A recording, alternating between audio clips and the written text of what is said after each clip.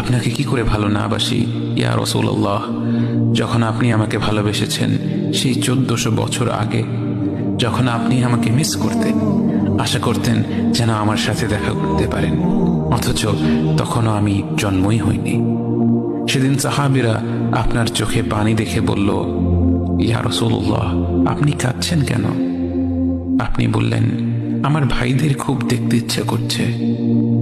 সাহাবীরা বললেন, আমরা কি আপনার ভাই নই ইয়া রাসূলুল্লাহ? আপনি বললেন, না, তোমরা আমার সাহাবী।